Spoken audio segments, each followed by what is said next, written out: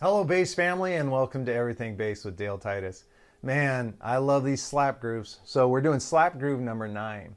Now this one I wrote just recently, actually, just for this video series. But I wanted to show how to double pop a chord, and I wanted to show you another technique. And when I started writing it, it sounded best really slow. So a performance note is this groove is not meant to be super fast. It's meant to kind of lay back in the pocket, and it's a little heavier. So instead of thinking of it as a funk slapping, this would be more like a rock slap pattern. So let's get right into it. So the first thing we're starting with is our friend, the open E. We're going to thumb him once. Now, we're going to play a power chord on beat 2. So if you're tapping your foot, the second time your foot comes down, you're going to pop the G on the 5th fret of the D string and the D on the 7th fret of the G string. So D string G, and then G string D. That's weird. I just realized that. Yeah, okay. It warped my brain for a second. Now, what I like to do technique-wise is put both my 2 fingers on my plucking hand, and I hook them just like I would pop normally, and I just get that chord. Just a power chord. So let's put those 2 actions together. A simple thumb, and then on beat 2, this power chord.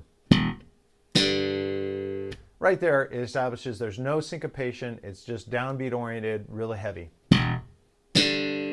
Now I'm going to put a thumb pop pop. Now if you remember that from the fundamentals of slap, that's where I do a muted thumb, a muted pop, and a muted pop. Again, using 2 fingers. So this together sounds like this.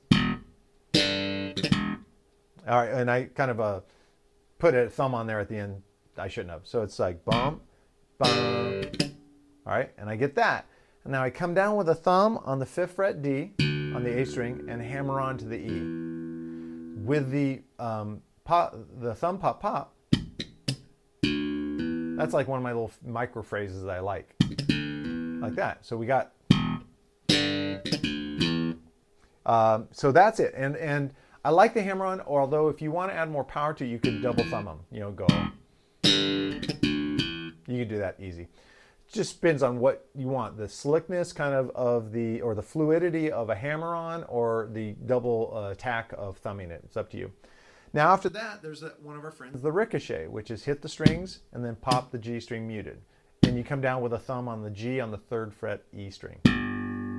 So I said a lot of words there. Let's just play it. And I love that. Now you might notice there I bent the G a little bit.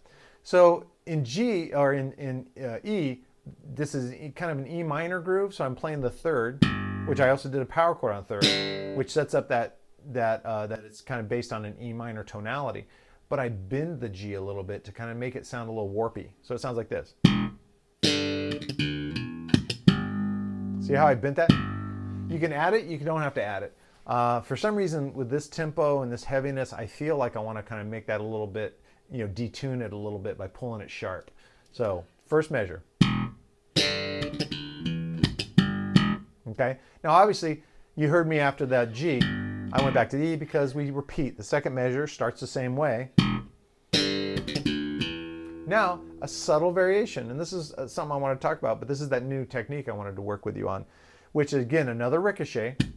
Now I'm going to thumb the G on the 5th fret of the D string, but instead of doing anything with my plucking hand, I just hammer on the A string 7th fret E. And that's a unique sound. So if I go, see how that's different than if I was to double thumb it, but I do a hammer on. Sorry. I do hammer with quite a bit of force because I don't want that note to be quieter, because I think it's a kind of important setup to repeating the pattern. So the second measure sounds like this. I did it wrong, sorry. All right, so that's it. Let's put the entire thing together. 1, 2, 3, 4.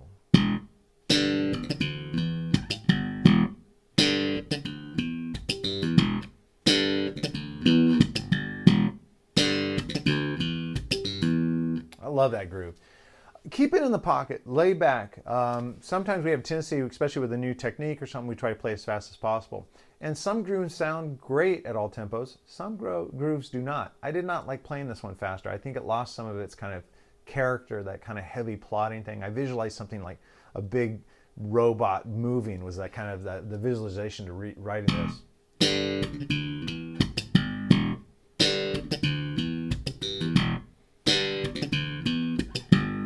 Yeah, and so on and so forth.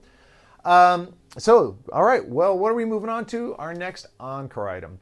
And this one, it's funny. There's so many great bass players in our history, and there's so many great recordings in our history that sometimes I amaze myself that it's taken me this long to do as an encore item something by the Red Hot Chili Peppers. And of course, Flea. I mean, Flea.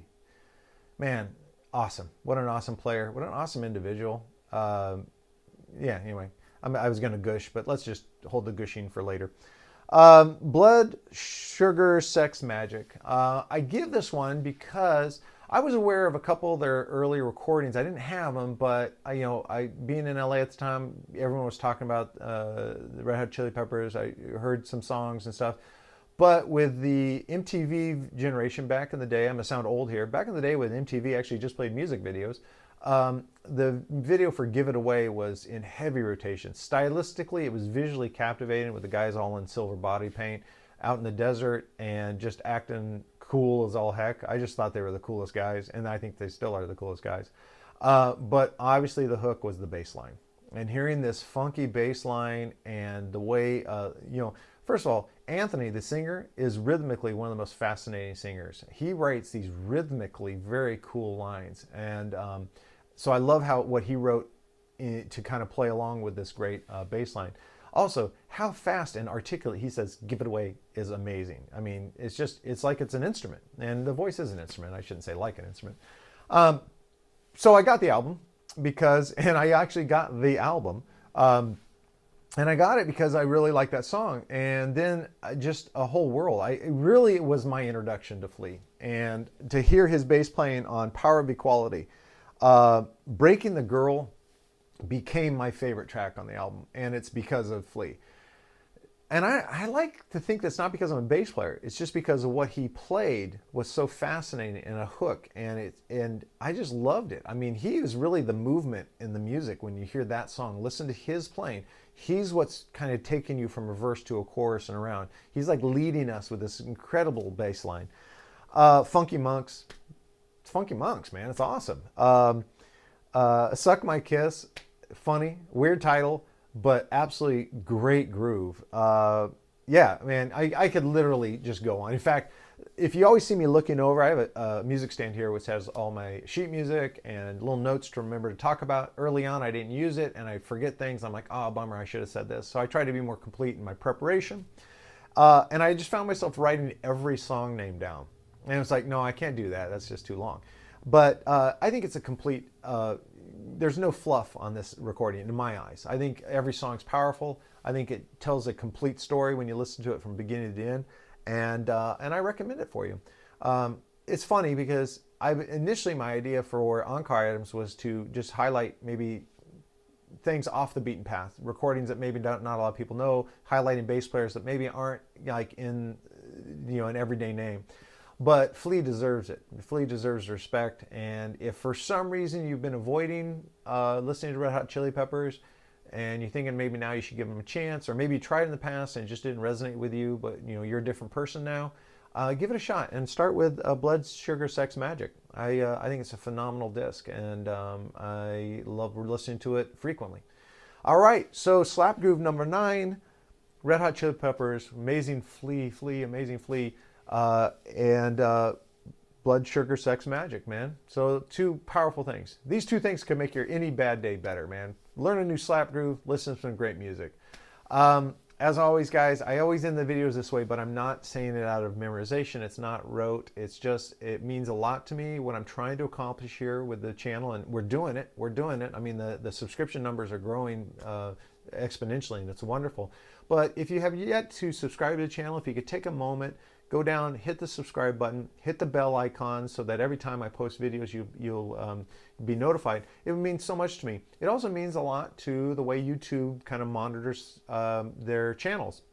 And when I can have a lot of subscriptions, when a lot of people are hitting that bell icon, when I get the thumbs up, like, All three of those things really support me and really help grow the channel, at least in the eyes of YouTube. So it would mean a lot if you could do that. Earlier I did mention that you can go to Everything Bass, our Patreon account, which is, I'll put the link in the description below. If you hit the description of the video, you can actually have a hot link and go right there. But when you go there, you can actually do two things that could help support the channel. One is you can become a Backstage Pass subscriber. And at the time of recording, it's just $8 a month. And that $8, one time a month, you pay $8 for a month, you actually can download all of the sheet music and all the charts and all the diagrams for every video I've done that's needed them. I think at this time, I've only done 2 videos that didn't have any kind of, paperwork that you can download.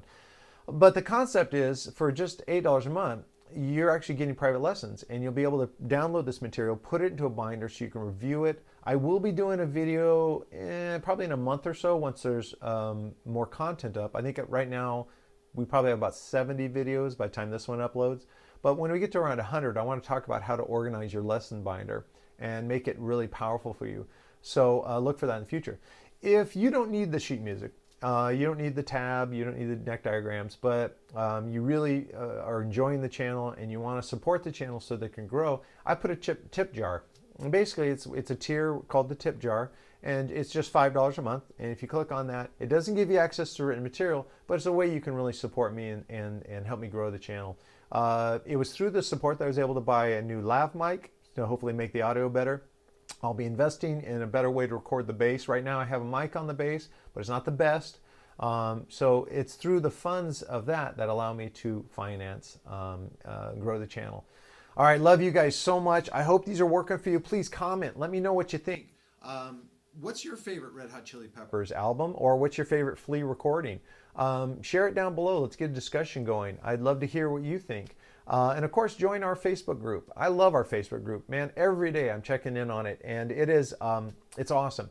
Right now we have, at the time of recording, we have around 500 members, and there's always room for more. These are your family members. These are people that you can just post, ask questions, share a problem that you're having, a challenge that you're having. If you're at a plateau, and you can talk about it, and you'll get feedback from some of the greatest people on this planet. So you can find that by going to Facebook, search in the search bar, Everything Bass with Dale Titus. If you do just Everything Bass, you'll actually be directed to Everything Bass, which is a fishing group. Probably a good group, so if you enjoy fishing, you might want to check them out, but also check out Everything Bass with Dale Titus. Thank you so much, guys. This wraps up my day of video shooting. It's been a long day, but I really, really, really enjoy doing it. It's not work. It's not work. Being able to share ideas with my bass player family is just absolutely one of the highlights of my week. Love you guys, and I'll see you in a future video.